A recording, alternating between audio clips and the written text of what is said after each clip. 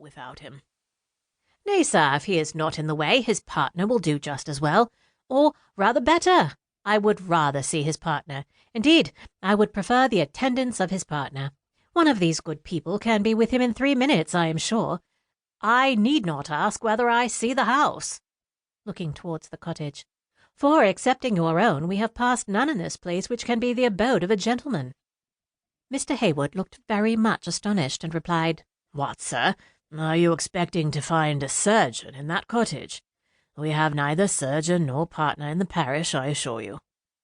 "Excuse me, sir," replied the other. "I am sorry to have the appearance of contradicting you, but from the extent of the parish, or some other cause, you may not be aware of the fact. Stay, can I be mistaken in the place? Am I not in Willingdon? Is not this Willingdon?" "Yes, sir, this is certainly Willingdon." "Then, sir, I can bring proof of your having a surgeon in the parish, whether you may know it or not.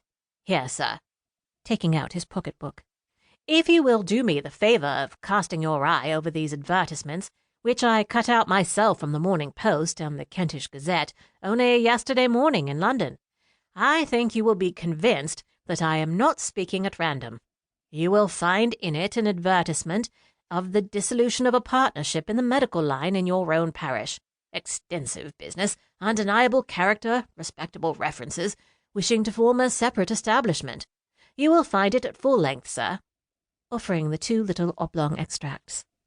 "Sir," said Mr. Heywood with a good-humoured smile, "if you were to show me all the newspapers that are printed in 1 week throughout the kingdom, you would not persuade me of there being a surgeon in Willingdon," said Mr. Heywood with a good-humoured smile.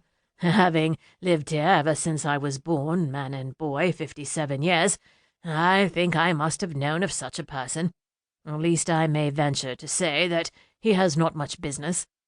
To be sure, if gentlemen were to be often attempting this lane in post-chaises, it might not be a bad speculation for a surgeon to get a house at the top of the hill.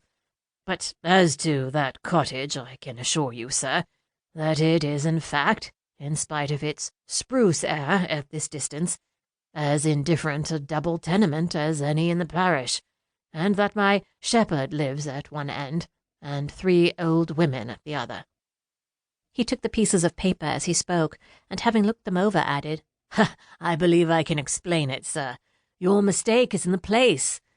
There are 2 Willingdons in this country, and your advertisement refers to the other, which is Great Willingdon, or Willingdon Abbots, and lies 7 miles off on the other side of Battle, quite down in the Weald.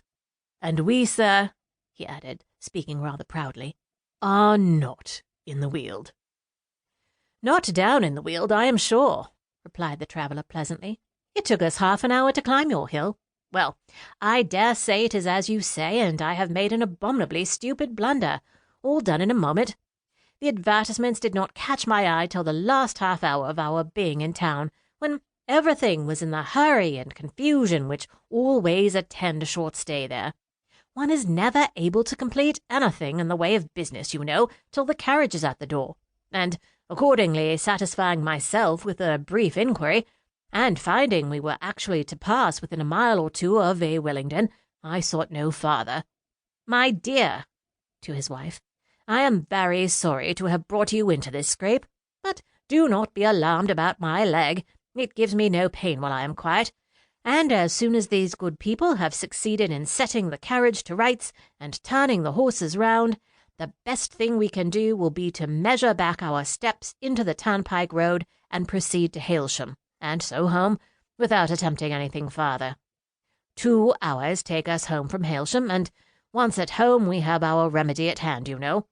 A little of our own bracing sea air will soon set me on my feet again.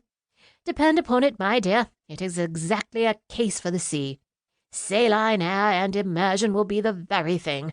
My sensations tell me so already." In a most friendly manner, Mr. Heywood here interposed, entreating them not to think of proceeding till the ankle had been examined and some refreshment taken, and very cordially pressing them to make use of his house for both purposes. "We are always well stocked," said he, "with all the common remedies for sprains and bruises, and I will answer for the pleasure it will give my wife and daughters to be observant."